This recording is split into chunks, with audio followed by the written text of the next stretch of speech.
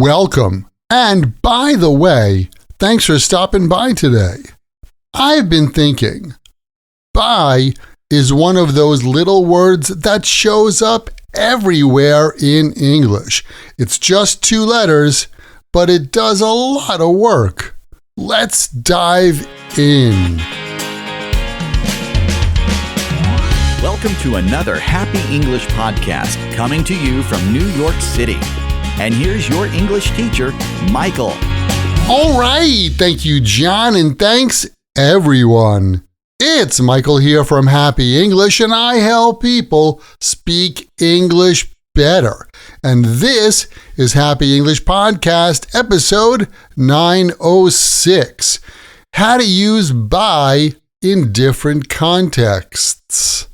Thanks for tuning in, and welcome back to the podcast.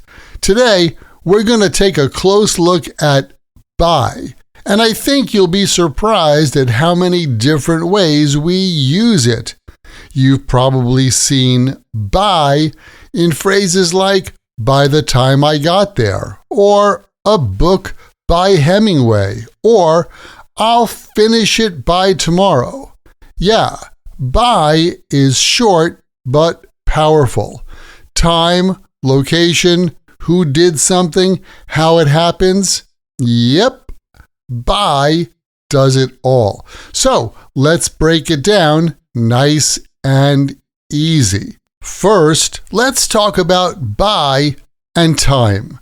We use bye to show deadlines or time limits, like when something needs to happen. Like the other day in the office, the boss said, "Michael, I need that report by 5 p.m. Yeah, no pressure, right? And just yesterday, I reminded one of my students, don't forget to send your homework by Friday. So, by in this case means no later than. Not 5:01, not Saturday, but by the time you said you would. Here's another one I've said. We should leave by 7 o'clock if we want to catch the train. So again, by tells us the latest acceptable time something should happen. Oh yeah, by the way, this is another really common phrase. By the way, we use by the way to change the topic or add extra info. Like, by the way, did you hear the weather report? It's gonna rain all day. Oh, and by the way, you can find the Happy English podcast on YouTube now. The phrase, by the way, shows up in conversation all the time. Oh, and by the way, next, let's talk about by and location. When something is near or close to something else, we use by to show that relationship. Like the cafe is by the station. That just means it is near the station, maybe a 1-minute walk away. Last week, I met a friend at a ramen shop by the river, and when I walked in, he was already sitting by the window, enjoying the view. We also had a good laugh about his dog, who always waits patiently by the door when it's time for a walk. How come Max doesn't do that?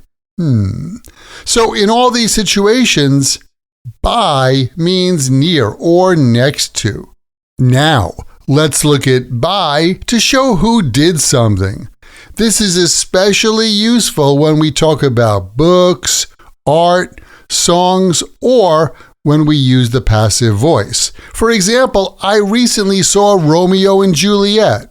Yeah, the classic play by Shakespeare. And my friend Maria showed me a beautiful photo of the cherry blossoms. I asked who took that, and she said, "Oh, that was taken by my cousin." When we use passive sentences, by shows the doer, the person who did the action. Like, this house was built by my grandfather.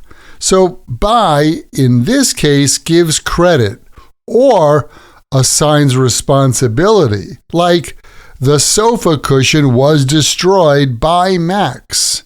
Next, let's look at by to show how something happens.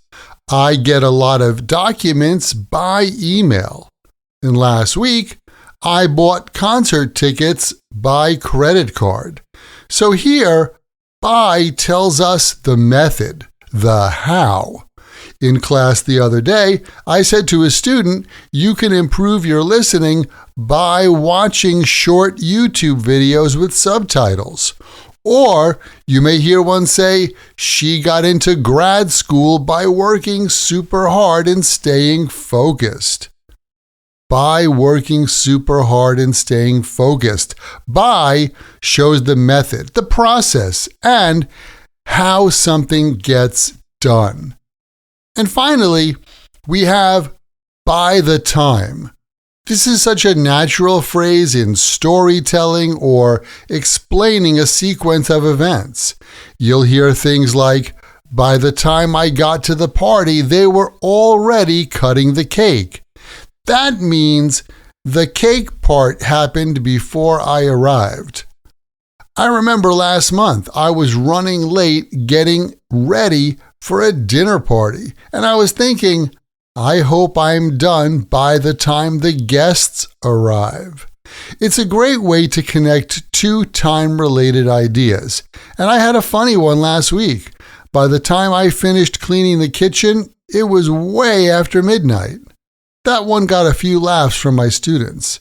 So yeah, by the time is a great way to show when one thing happens compared to something else.